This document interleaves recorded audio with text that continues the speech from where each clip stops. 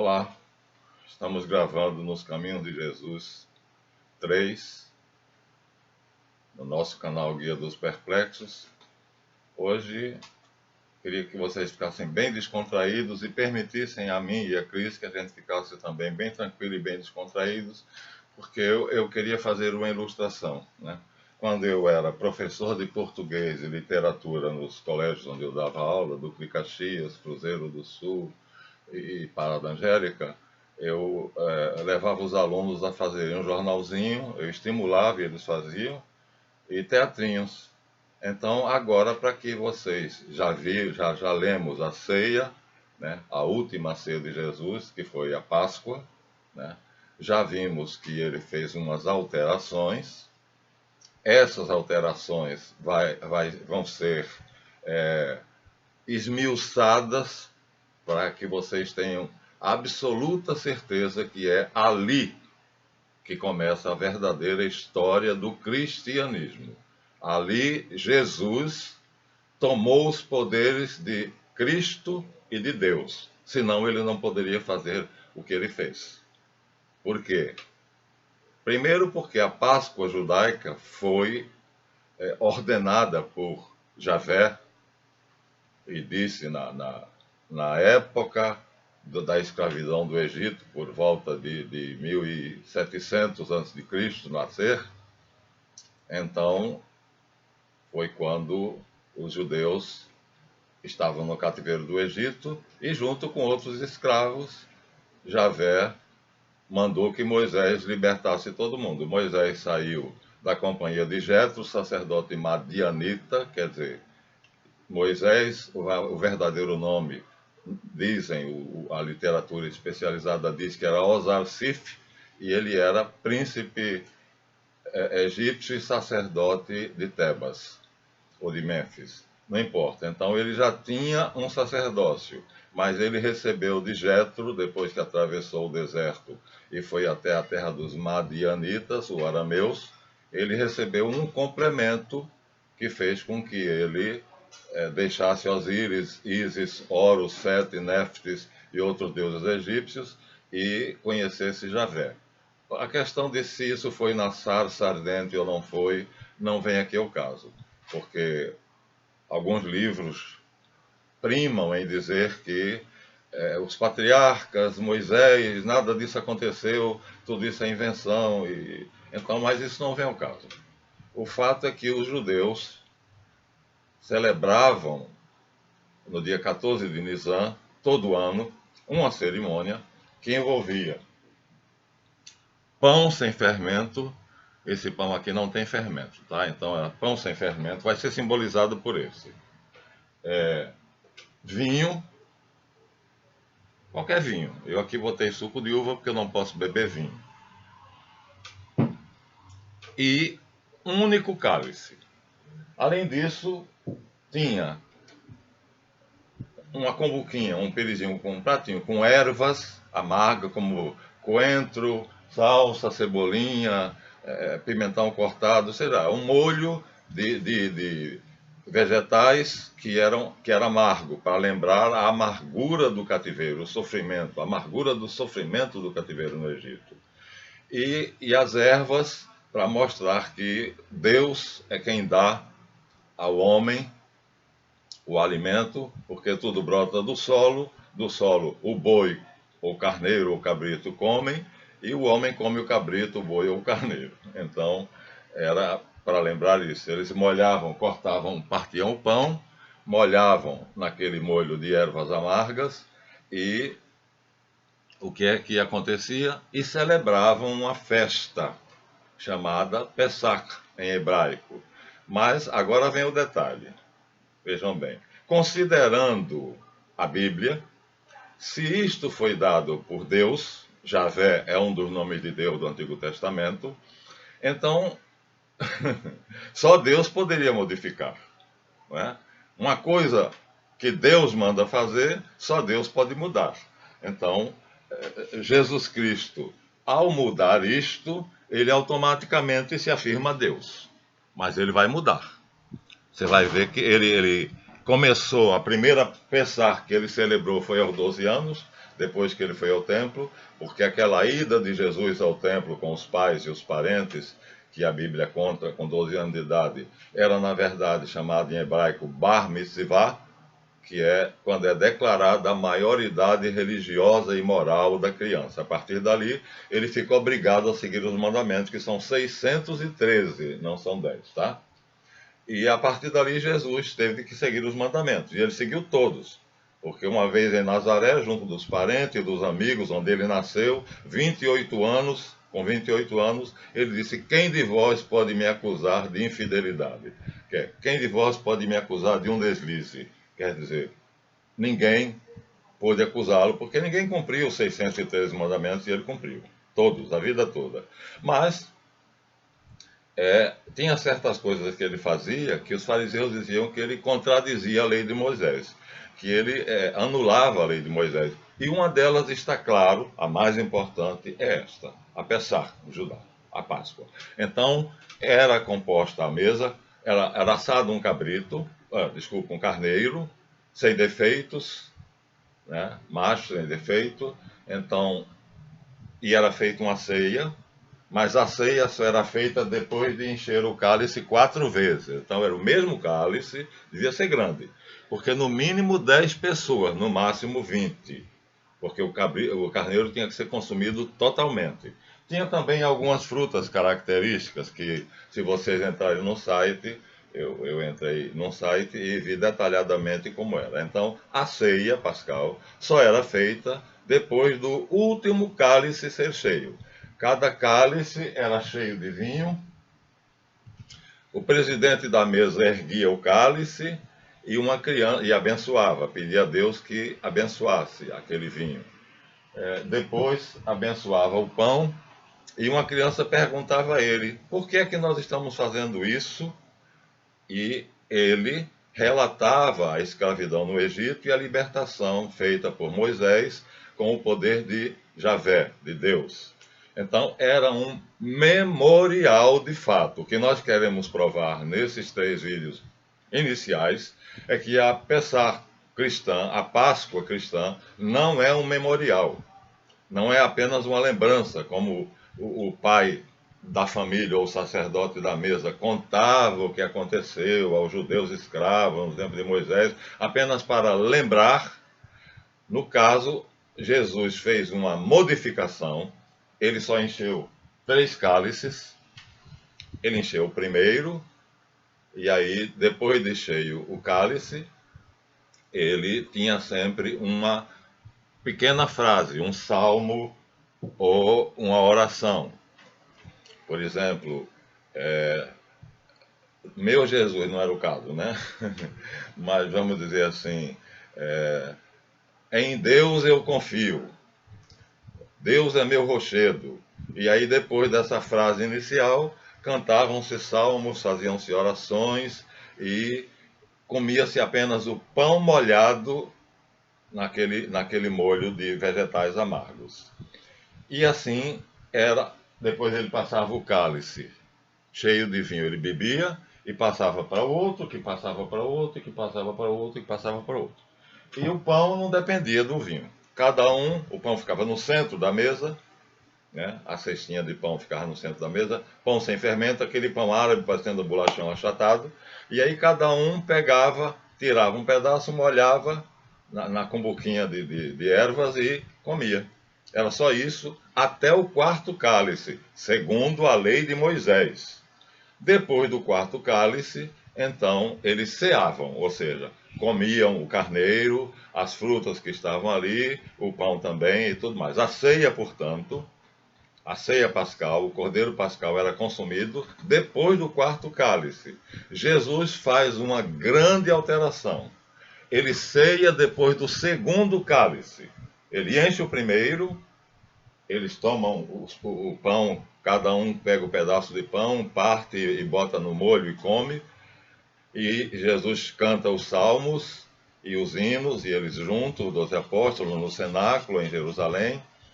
Depois Jesus enche, a primeira esvazia, Jesus enche a 2ª taça, A mesma coisa, uma frase qualquer: de onde virá o meu socorro? O meu socorro virá do nome do Senhor, que fez o céu e a terra. Aí ele baixava a taça, cheia, e aí, de novo, comiam os pedaços de pão ázimo só. Nada mais além disso, molhados na cumbuquinha de ervas amargas. Aí, Jesus, interrompendo e modificando a Páscoa judaica, a Pessah, ele fez a ceia. Eles comeram o cordeiro pascal. Ora, seria depois do quarto cálice. Jesus faz a ceia depois do segundo cálice, porque está escrito aqui que ele encheu o terceiro cálice e, tanto em Mateus quanto em Marcos, João, não dá, em São Paulo, em Coríntios, ele diz: ainda durante a ceia, Jesus tomou o pão, abençoou, partiu e deu aos seus discípulos, dizendo: tomai e comei, isto é o meu corpo.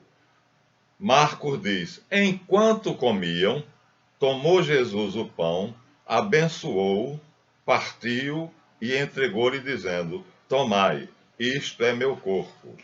Lucas diz: tomou depois o pão, deu graças, partiu e entregou-lhe, dizendo: isto é meu corpo que vai ser dado por vós. Faz isto em memória de mim. Aí essa expressão em memória faz com que muita gente ache que aquilo ali é apenas um memorial, é uma lembrança. Do mesmo jeito que a criança perguntava ao adulto que estava fazendo a celebração: por que estamos fazendo isso? E o adulto recordava, contando a história da Pessah, como foi que Moisés fez, né? Naquela noite os filhos, os primogênitos dos egípcios, todos morreram por uma praga invisível, e os judeus pintaram as ombreiras das portas das suas casas com o sangue do cordeiro pascal, e ninguém morreu. Então, isto era contado de geração em geração. E Jesus celebrou isso de 12 anos até os 30. Ou mais, porque 30 ou 33. Mas, na última ceia, nesta noite, ele queria fazer algo especial. Como ele sabia que no dia seguinte, meu amor, me deu o crucifixo. No dia seguinte ele seria morto, seria crucificado. Então o que é que ele fez? Ele criou um drama que simbolizava o que iria acontecer na sexta-feira. Começou na quinta-feira, ele começou a ceia às 4 horas da tarde, no cenáculo. Às 8 horas ele saiu para o Getsemane, e depois Judas Iscariotes foi traí-lo, entregou a Caifás, e ele passou a noite toda sendo julgado, a madrugada, por Anás, Caifás, Herodes, e finalmente levaram ele até Pilatos, que o sentenciou à morte por cruz. Olha, se ele fosse morto pelos judeus, ele seria apedrejado, porque a acusação era de blasfêmia. Mas Caifás espertamente achou que se dissesse a Pilatos: esse homem se afirma Deus, Pilatos teria dado importância nenhuma, porque César era Deus, o faraó era Deus, qualquer um que tinha poder era Deus. Então Pilatos não iria condenar Jesus porque se disse Deus. Então Caifás inventou uma historinha de que ele se disse rei dos judeus. E aquele que se faz rei, então desobedece a César, que era o imperador, porque só quem é rei é quem César nomeia. No caso era Herodes Antipas, e Pilatos era procurador da Judéia. Então, com essa acusação, que Jesus disse, na verdade, falou muito do reino de Deus, daí ele tirou o argumento para... Não, meu amor, pode deixar aí, perto. Pode sentar na mesa. Daí ele tirou a acusação de que Jesus, então, estava fazendo uma rebelião contra César. Esta foi a acusação, e através desta acusação ele foi açoitado, humilhado, cuspido, carregou uma cruz, só a trave horizontal, porque a vertical já estava no Calvário plantada, era enorme, e Pilatos mandou colocar em cima dessa trave vertical uma placa com o nome Jesus Nazareno, Rei dos Judeus. O célebre INRI, e está aqui.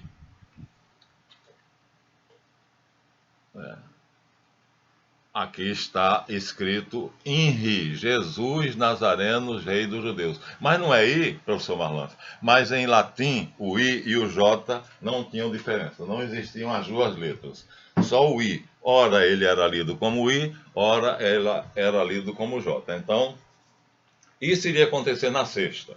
Mas na sexta ele ia morrer crucificado. Terminaria, portanto, ao meio-dia com a morte dele na cruz. Logo, o que é que ele fez? Ele,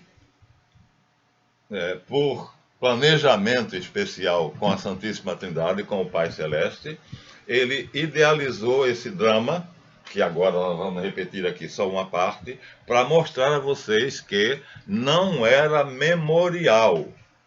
O padre na missa diz, fazemos memória da morte de Jesus Cristo, da paixão de Jesus Cristo, e a leitura diz, fazer isto em memória de mim, então para celebrar a minha memória, como se fosse apenas uma recordação. O que nós queremos deixar aqui é que isso não é verdade. Não é apenas uma lembrança. O que acontece é muito mais do que isto. O Papa Francisco, eu assisti à missa de Corpus Christi, e ele diz na missa, não é apenas uma lembrança, uma recordação. Daí ele diz, é mais do que isto, mas não explica o que é. Ele diz o que não é, mas não diz o que é.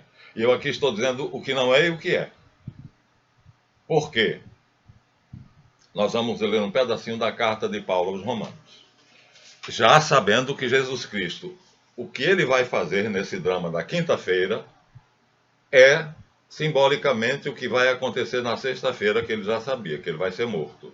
E como ele não pode fazer com os apóstolos aquilo que na sexta-feira vai acontecer, os apóstolos não podem acompanhá-lo, que é a paixão e morte na cruz, então ele faz esse drama, esta encenação, só que esta encenação, em determinado momento, deixa de ser simbólica e passa a ser real.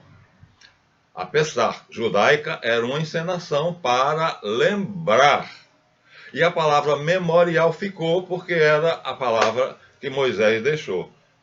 Façam isto para lembrar o que aconteceu quando Javé, vosso Deus, vos tirou com mão forte e braço estendido da terra da escravidão. Mas, primeiro de que tudo, se foi Deus que deu assim, nenhum homem podia mudar. A ceia pascal era depois do quarto cálice ser consumido, ou era feita consumindo o vinho do quarto cálice. Jesus fez a ceia depois do segundo cálice. E aí ele encheu o terceiro. Vamos pregar a partir daí. Por que ele fez a ceia depois do segundo cálice? Vou dizer a vocês. Porque no terceiro cálice, que vai ser feito aqui por mim e por Cris, e que foi feito por Jesus e pelos 12 apóstolos,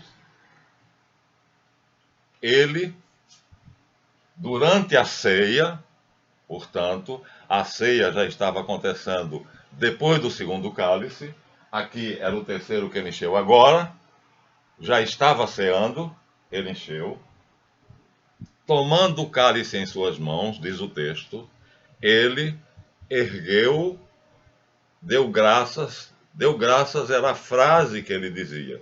E nesse terceiro cálice, essa frase da bênção é muito interessante. Diz, eu sou Adonai, vosso Deus, que vos tirou da escravidão, da terra do Egito, com mão firme e braço estendido. E isto ele aplica a si mesmo. Então isso era lido, isso era dito pelo sacerdote ou pelo padre, pelo pai da casa, pelo chefe de família, para lembrar que Moisés mandou fazer isso. E nesse terceiro cálice, a frase da bênção era esta. Jesus, nesse caso, então foi o mesmo Deus que libertou os judeus. Eu sou Adonai, o Senhor teu Deus, que vos tirou da terra da escravidão. Então ele está dizendo que foi ele. Com mão forte e braço estendido. Era a posição do arqueiro, para dizer que o arqueiro, o flecheiro, era a arma mais perigosa daquelas guerras de antigamente, porque a pessoa ficava protegida, atirava a flecha e pegava no outro que estava desprotegido. Então, ele simboliza, Javé simboliza, portanto, a posição do arqueiro, com mão forte e braço estendido, e o outro lançava a flecha. E aí Jesus, quando diz essa frase, ele aplica a ele. Eu sou Adonai, o Senhor teu Deus. Ele está falando dele, que vos tirou da terra da escravidão com mão forte e braço estendido,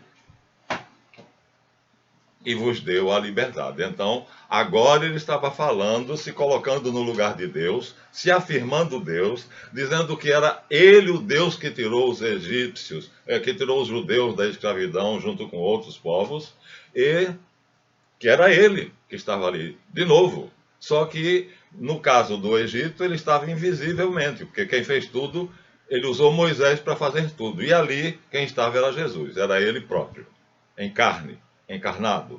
O Verbo se fez carne e habitou entre nós, diz São João, o Logos, o Filho de Deus, né? O pensamento de Deus, a inteligência divina. Então, já disse a frase da bênção. Então, depois desta frase, em que ele se diz Deus, e diz que é o mesmo Deus que libertou os judeus da escravidão do Egito, eu sou Adonai, o Senhor vosso Deus, que vos tirou da escravidão da terra do Egito, com mão firme e braço estendido, quer dizer, como um arqueiro. Depois, ele, tomando o pão em suas mãos, deu graças, de novo repetiu a mesma frase, partiu e deu aos seus discípulos, quer dizer, pegou, no texto não diz se ele pegou um pedaço para ele, desde que ele diz ao seu discípulo, que ele entrega ao seu discípulo, diz: isto é meu corpo que é dado, que será dado por vós. E quando pega o cálice e dá para os discípulos, ele diz: isto é meu sangue que será derramado por vós. Será. Meu corpo que será dado por vós, meu sangue que será derramado por vós. Então nós, católicos, os anglicanos, os luteranos, os gregos ortodoxos, cremos firmemente que, portanto, aquele pão é verdadeiramente o corpo de Cristo. Portanto, aquele pão é isto. Ele o afirma: o meu corpo que será dado por vós e por todos os homens para o perdão dos pecados. Ora, isso aconteceu na sexta-feira da paixão, entre 10 horas e meio-dia da manhã. E ele diz que aquele pão é isto, por antecipação. Fala, amor.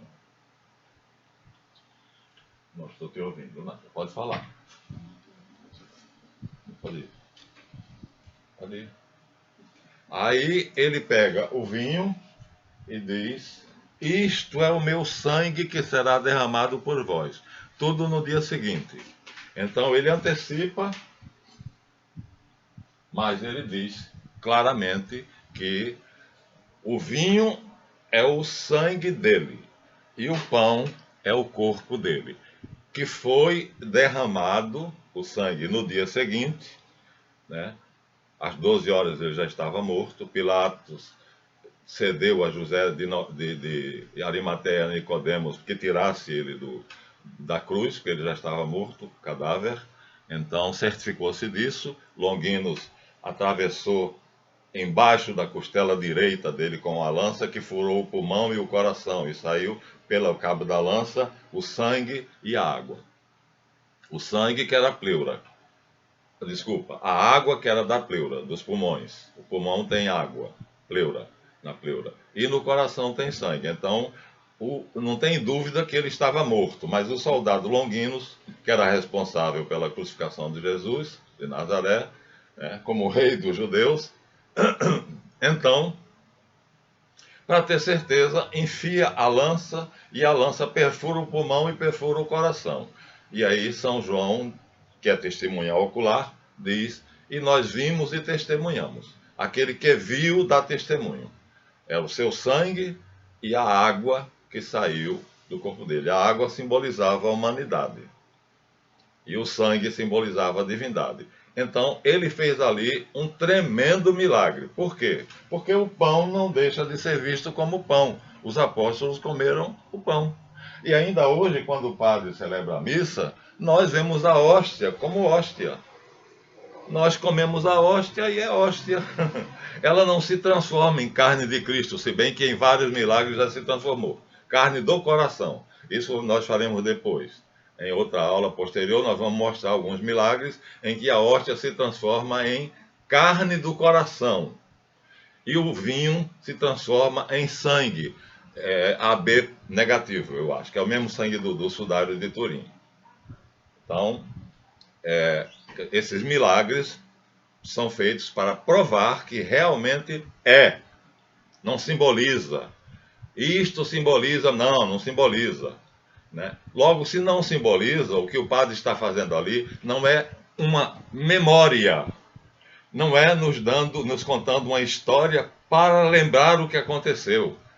Como disse o Papa, é um fato. E como pode ser esse fato? Do mesmo jeito que Jesus se disse, eu sou Adonai, o Senhor vosso Deus, e com esse poder de Deus, ele pôde alterar a Pessah judaica, mudando tudo, fazendo a ceia depois do segundo cálice e não depois do quarto. Ele se disse Deus, eu sou Adonai, o Senhor teu Deus, que te tirou da terra do Egito.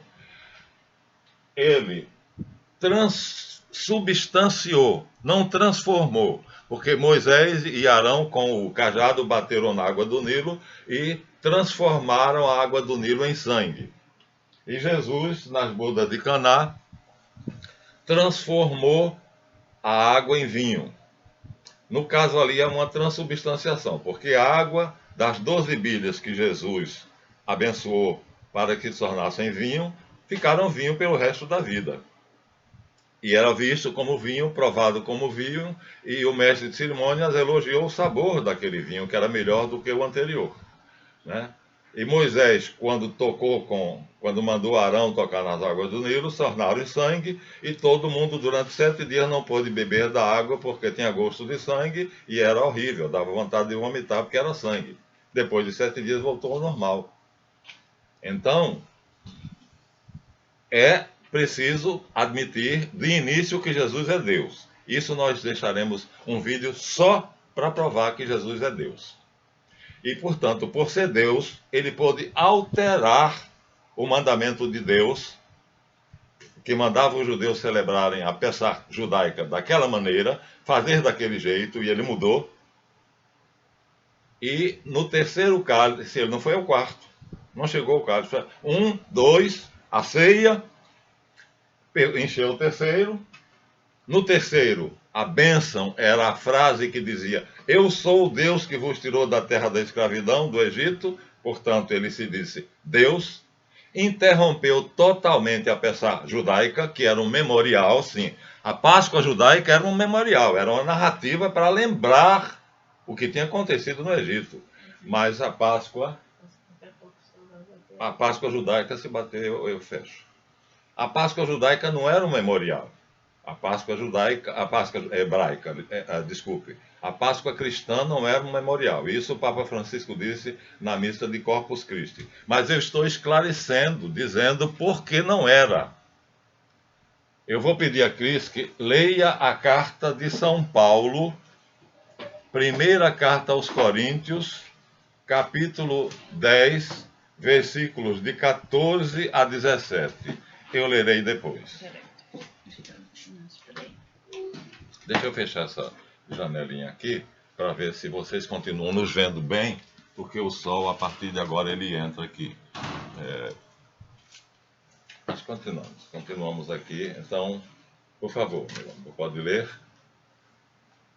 Portanto, meus amados, fugindo da idolatria, falo como entendidos. Julgai vós mesmo o que digo. Porventura, o cálice da bênção que abençoamos não é a comunhão do sangue de Cristo. Pronto, olha só. Espera aí um pouquinho, meu amor. Espera aí, olha só. O cálice que abençoamos, diz Paulo, e que todo sacerdote faz na missa, não é o sangue de Cristo? Ao bebermos, bebemos o sangue de Cristo. É comunhão, é comunicação. Então, não é símbolo. Continua, meu amor. O pão que partimos não é, porventura, a comunhão do corpo de Cristo. Então, e o pão não é a comunhão do corpo de Cristo? Estou comendo o corpo de Cristo. Porque nós, sendo muitos, somos um só pão e um só corpo, porque todos participamos do mesmo pão. Pronto. Então, agora meu amor, afasta um pouquinho. Pronto, basta aí. O que é que São Paulo acabou de dizer? Que o pão que ele estava partindo ali com os discípulos, depois da morte, ascensão, ressurreição e ascensão de Jesus, era o mesmo pão que Jesus partiu na noite da ceia. Gente, isso é maravilhoso demais. Isso é fantástico. É o mesmo, não é outro, porque só há um pão. E quando o padre, o sacerdote, dá a hóstia, consagra a hóstia, é o mesmo pão. E quando o padre coloca o vinho, ou o sacristão, é o mesmo vinho que estava na mesa da última ceia. O mesmo. Não há outro. Paulo diz claramente ali. É o mesmo pão, porque embora sejamos muitos, e embora repitamos isso muitas vezes, comungamos do único pão e bebemos e assim fazemos comunhão com o único sangue de Jesus Cristo. Então não há dois. Cada cerimônia não é, portanto, é uma memória, nem é uma repetição. A palavra mais adequada que eu acho é a atualização. Porque antes dessa cerimônia, o sacerdote invoca o Espírito Santo. Vinde, Espírito Santo, e abençoai essas oferendas que são ofertadas a Deus Pai Todo-Poderoso, em nome do nosso Senhor Jesus Cristo. Então, vinde, Espírito Santo. Nesse momento, o homem que está celebrando a missa deixa de ser homem, o Espírito Santo vem e faz o milagre. Ou seja, o Espírito de Cristo, naquele momento, aproveita-se, da figura humana do sacerdote e transubstancia. Você vê o pão, a hóstia, como os discípulos viram o pão na Santa Ceia e como Paulo e os apóstolos viram o pão. Você vê o cálice e você vê o vinho, como Jesus mostrou para os apóstolos e eles beberam na última ceia. Mas olha só, né? Jesus, naquela ceia, ele transmutou o pão em corpo dele. Porque o que ele queria ali era dizer que isto aconteceria no dia seguinte. E o que ele estava fazendo era isto dramaticamente. Ou seja, o que a igreja chama o sacrifício incruento da Quinta-feira Santa é, na verdade, dramaticamente o sacrifício cruento da Sexta-feira da Paixão. Ou seja, aquilo que não houve sangue, nem sofrimento, nem morte de fato, na quinta-feira, na Santa Ceia, estava fazendo às vezes do sacrifício real, da paixão, do sofrimento, da humilhação, da crucificação e morte na cruz de Jesus Cristo. Esse é um mistério. Uma coisa está ligada à outra indissoluvelmente. Então, este pão é este corpo. Este vinho é o sangue que escorreu da cabeça dele, da coroa de espinhos e da lança que Longinos enfiou aqui no lado dele. O mesmo, então, primeiro nós temos que considerar que Jesus Cristo é Deus. Eu sou Adonai, o Senhor que vos tirou da terra do Egito. É o mesmo. E ele está modificando o ritual exatamente porque ele pode. Ele pode curar no sábado, ele pode perdoar pecados, que na novela Jesus, né, do Edir Macedo, o fariseu que está olhando quando ele vai curar o paralítico, ele diz: tem bom ânimo, meu filho, teus pecados estão perdoados. E o fariseu diz assim: esse homem blasfemou, só quem pode perdoar pecados é Deus. Certíssimo. Só quem pode perdoar pecados é Deus.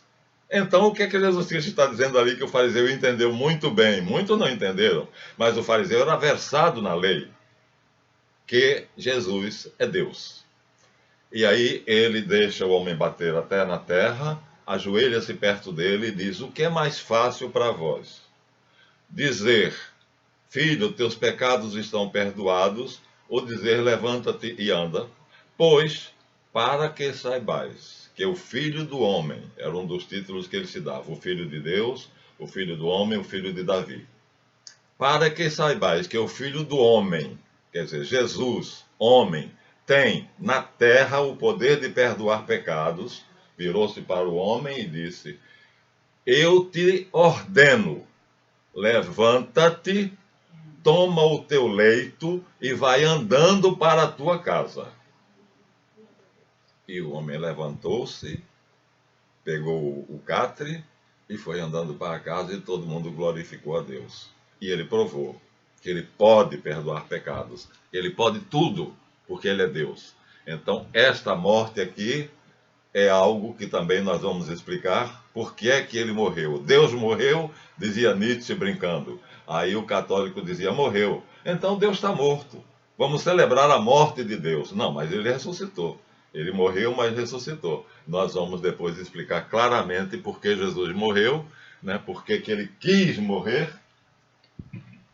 Senão ele não morreria. Ele tinha poder para não morrer. Ele é o autor da vida, ele é a própria vida. Então Paulo diz ali claramente: o pão que partimos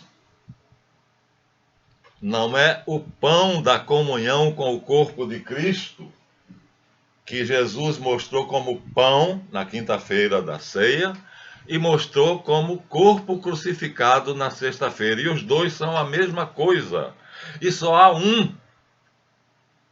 Portanto, o padre não celebra várias missas e você não vai assistir. Quantas missas eu assisti durante a minha vida? Uma.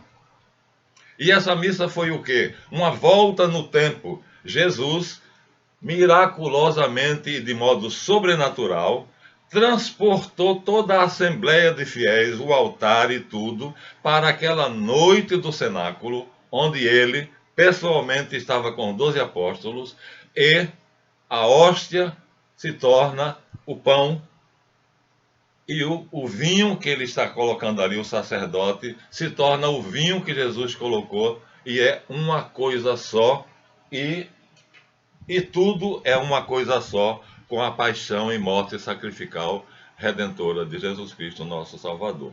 Gente, isto é uma maravilha. É impossível imaginar isto sem conceder que ele é Deus. É impossível. E, na verdade, Caifás condenou ele à morte porque ele disse que era Deus. Jesus Cristo foi primeiro levado para Caifás. E Caifás perguntou a ele: tu és o Messias, o Mashiach? Ele baixou a cabeça e não disse nada. Malco deu um soco no nariz dele que quebrou a cartilagem e o nariz sangrou. E ele continuou sem dizer nada, só disse assim: se eu falei mal, diga-me o que eu falei de mal. Mas se eu falei bem, por que tu me bates? Só disse isso. E aí Caifás insistiu e disse: eu vos conjuro, em nome do Deus bendito. Aí Jesus não podia ficar calado. Tu és o Messias. Bom, na linguagem dos judeus, ele teria que dizer Ani, eu sou. Porque Deus disse a Moisés na sarça ardente, Eié, e proibiu que qualquer homem dissesse isto. Então, Ani e Eié são a mesma coisa. Só que Eié, que está escrito aqui em hebraico, que Eié, só quem pode dizer é Deus. E Ani, qualquer um pode dizer. Depois eu vou adiante, porque depois de Caifás, Jesus foi levado para Herodes, depois de Herodes foi levado para Caifás de novo, e depois para Pilatos. Então, ele disse para Caifás, Eié, a palavra proibida, Eié, Asher, Eié, foi a frase que Deus disse a Moisés na sarça ardente e quer dizer, eu sou o ser. Ou seja, o Deus absoluto, incriado, onipotente. É isto que quer dizer essa frase que está escrita aqui em hebraico e que eu estou pronunciando Eié, Asher, Eié. Jesus disse apenas Eié. Mas Caifás rasgou as vestes e disse blasfemou. Por quê? Porque ele devia dizer Ani. Aliás, no trajeto da casa de Caifás para o pretório de Pilatos, ele se desligou de Deus. Isso é uma aula que nós daremos à parte. O verbo se desligou dele e ele ficou apenas homem, senão não morreria. Se ele fosse o verbo, ele não morreria, porque o verbo é Deus e Deus é imortal. Então ele teve que se desligar do verbo. E foi esse o maior sofrimento de Jesus. O maior sofrimento de Jesus não foi ser açoitado, chicoteado e morrer crucificado. Não foi por isso que ele sofreu no Getsemane e chorou e suou sangue, não. Ele chorou e suou sangue no Getsemane porque ele sabia que em um determinado momento ele assumiria os pecados humanos. E como Deus tem nojo ao pecado, horror ao pecado, ama o pecador, mas odeia o pecado, então do trajeto da casa de Anás para o pretório de Pilatos, o verbo se distanciou de Jesus, se desligou. Ele ficou apenas como o homem Jesus. Deixou de ser divino, deixou de ser Deus. Porque quando Pilatos pergunta, tu és rei, que é a acusação que Caifás, ele diz, Ani, que a Bíblia traduz por tu o dizes. Ele não diz, Eié, não era mais Deus. Ali estava apenas o homem Jesus. Não é maravilhoso isso? Olha, a minha avó dizia, escreva quem quiser e leia quem souber. Então, leia quem souber. Aí alguns amigos meus, supostamente inteligentes, dizem, Jesus nunca disse que era Deus. Vocês cristãos é que transformaram ele em Deus. Pois bem, quando ele disse a Caifás, que Caifás perguntou, eu te conjuro em nome do Deus Altíssimo, tu és o Messias? Ele disse, não, eu não sou apenas o Messias, eu sou Deus. Por isso o sumo sacerdote rasgou as vestes e disse, blasfemou.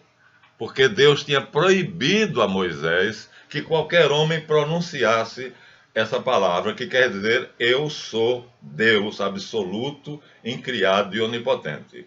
Eié. Então criaram um verbo substituto que é Ani, que qualquer um pode falar. E que foi o que ele falou para Pilatos. Então, quando Caifás perguntou, estou repetindo para ficar bem claro, se ele era o Messias, se ele dissesse Ani, ele estava dizendo sim, eu sou o Messias. Mas ele disse Eié. Ele disse, não sou apenas o Messias, o enviado de Deus. Eu sou o próprio Deus. Caifás rasgou as vestes e disse, blasfemou. E foi por isso que o condenou à morte.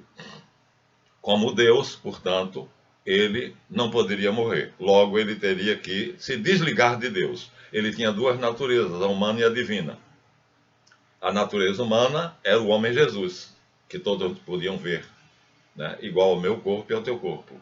O verbo era a comunicação mental dele com Deus. Isso era invisível e ele só deu uma amostrazinha, uma palhinha na transfiguração. e na ressurreição em plenitude. Então, essa ligação mental dele com Deus se desfez, e por isso ele chorou, por isso ele sofreu. Não foi pelos açoites, pela morte, pela crucificação, não foi por nada disso. Ele chorou porque ele sabia que ele ia se separar de Deus. Desde que ele foi criado, ou seja, gerado em Deus, na eternidade, com o nome de Reshit para os rabinos judeus, os rabinos chamam a primeira criatura de Deus de Reshit, gerado, não feito, consubstancial ao Pai, da mesma natureza de Deus, não da mesma essência, viu? Jesus, criado em alma espiritual, na Santíssima Trindade, ele é imagem e semelhança de Deus e da mesma natureza do Pai. Por isso é gerado, e Paulo diz, ele é a perfeita imagem e a substância exata do Deus Altíssimo. Imagem e substância. Então ele é consubstancial ao Pai. Mas o Pai tem existência, substância ou natureza e essência. Jesus não tem essência divina. Então ele não é Deus essencialmente. Ele é Deus naturalmente porque gerado por Deus. Então, se eu gerei um filho, o filho é da mesma natureza que eu. Um cão, eu posso criar um cão, mas ele não é da mesma natureza que eu. Ele é criado por mim, mas não é meu. Então Jesus não foi criado, foi gerado. Depois ele se tornou homem, se fez carne. Aí já foi criado a forma humana. Mas o corpo dele era humano, mas a mente dele estava em ligação com o Verbo, com o Logos, com Deus. E a dor dele foi essa separação, porque à medida que ele ia indo de Caifás para o pretório, ele ia se separando mentalmente do Logos, do Verbo, e ia sendo apenas o homem Jesus, porque só assim ele poderia sofrer e morrer. Então quem sofreu por nós não foi Deus, foi Jesus. Quem lhe salvou e a mim foi Jesus, o homem Jesus. Ele separou-se de Deus e nisso consiste todo o sofrimento dele. E isso está claro quando ele responde para Caifás, quando Caifás diz, és o Messias, ele diz, Asher, eu sou Deus. E quando Pilatos pergunta, sois rei? Ele diz, Ani. Quer dizer, duas palavras completamente diferentes. Eu sou homem, tu dizes que eu sou rei. Então, completamente diferente. E ali ele já não era mais Deus. Ali agora ele ia sofrer, ele ia ser chicoteado, ele ia sangrar, e ele ia ser levado até a cruz, ser crucificado e morto. Então, quem morreu foi Jesus, pelos nossos pecados. Então, o Verbo, o Logos, não estava com Jesus. Por isso que ele disse na cruz, Eli, Eli, lama sabachthani, meu El. E é um sufixo hebraico que quer dizer meu. Meu El.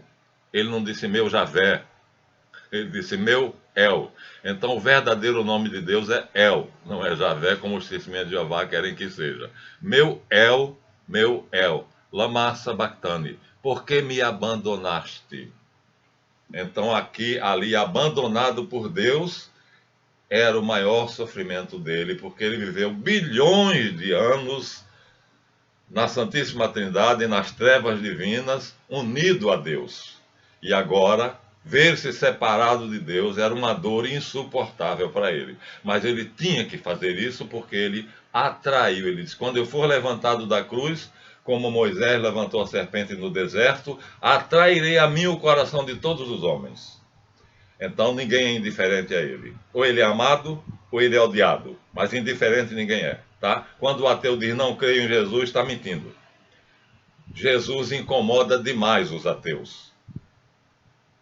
Quando ele diz não creio em Jesus, é porque Jesus incomoda. Se não, diz Aristóteles, eles não falariam em Jesus. Não é de Jesus, é de filosofia. Aristóteles diz, quando uma pessoa diz que não adianta filosofar, está filosofando.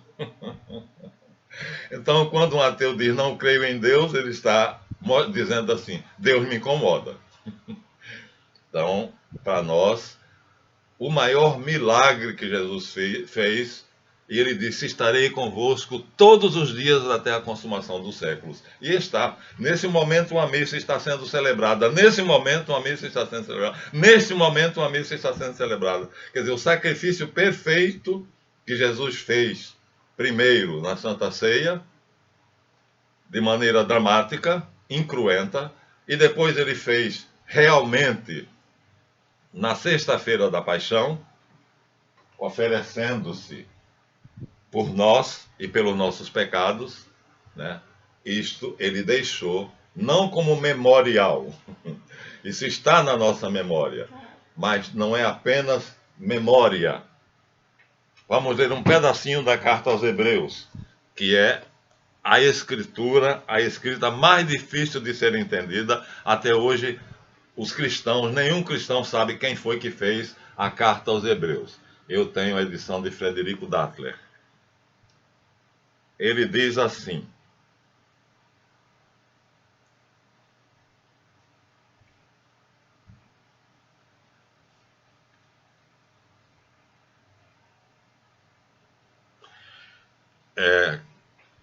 capítulo 7, de 26 a 28, carta aos Hebreus. Tal o sumo sacerdote que nos convinha, santo, inocente, imaculado, separado dos pecadores e exaltado acima dos céus, que não precisa, como os demais sumos sacerdotes, oferecer diariamente sacrifícios pelos pecados próprios e só depois pelo povo. Então não é diariamente que ele se oferece, ele não precisa se oferecer diariamente.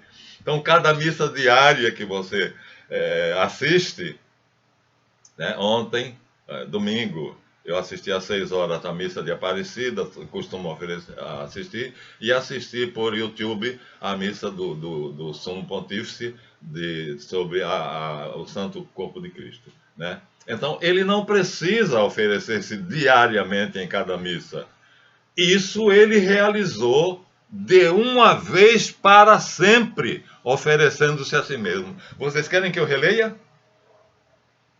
Olha bem, entendam, abram o entendimento.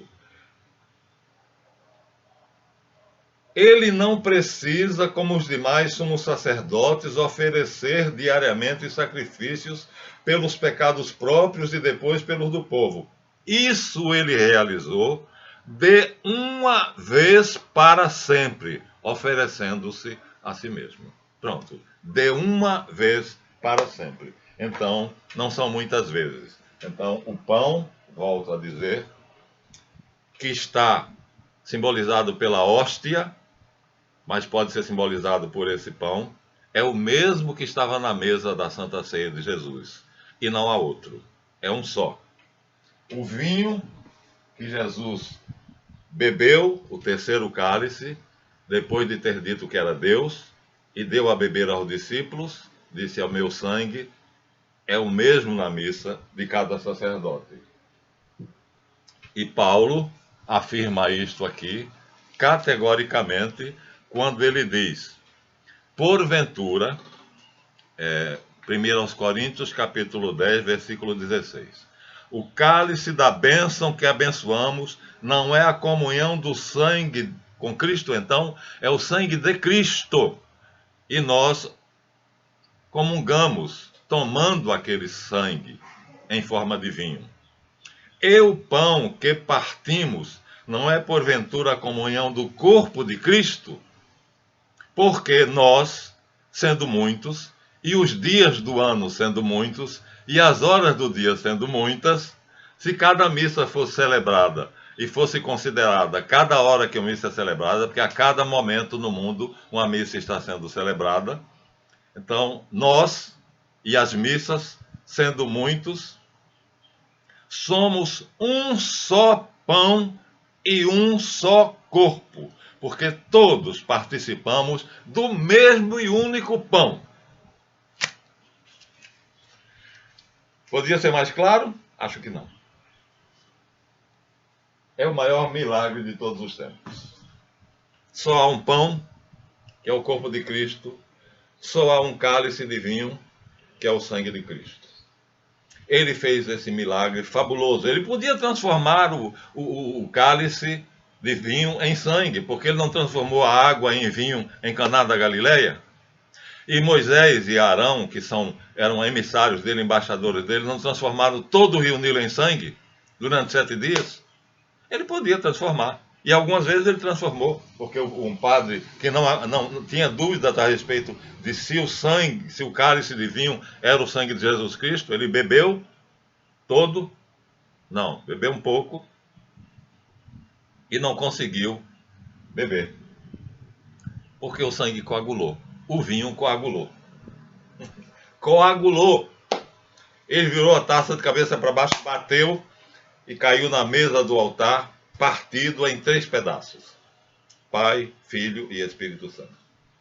Esse é um dos milagres eucarísticos que nós vamos narrar para vocês detalhadamente. Quer dizer, o vinho coagulou e levado para os cientistas, ele foi examinado e aquilo era sangue AB negativo, o mesmo do sudário. Então, é realmente e verdadeiramente o sangue, é verdadeiramente e realmente o corpo de Jesus Cristo. E não é várias vezes que Jesus não se ofereceu várias vezes, não é em cada missa. O milagre foi feito por Jesus na Quinta-feira Santa, na Santa Ceia, e não se repete, se atualiza. Porque Jesus, quando o sacerdote, prestem bem atenção na próxima missa que vocês forem ouvir, o sacerdote invoca o Espírito Santo, o evoca. Aqui as duas palavras fariam uma pequena diferença, mas não vamos ficar mais tempo, estamos caminhando para 1 hora. O Espírito Santo. O Espírito Santo vem e aí o sacerdote deixa de ser, mentalmente, por alguns instantes, o homem que estava ali e passa a ser o Cristo cristificado pelo Espírito Santo, que faz o mesmo que Jesus fez na Santa Ceia, na Quinta-feira da Paixão, e o mesmo que Jesus Cristo fez na Sexta-feira, no momento da sua crucificação, que assim ele realizava aquilo que ele fez dramaticamente na Quinta. Aqui está a realização do que ele dramatizou na Quinta-feira. Essa é a nossa fé. De nossos pais a recebemos. Sinceramente professamos, queira Deus que nós a mantenhamos pura, viva e imaculada, até o verdadeiro dia. Amém.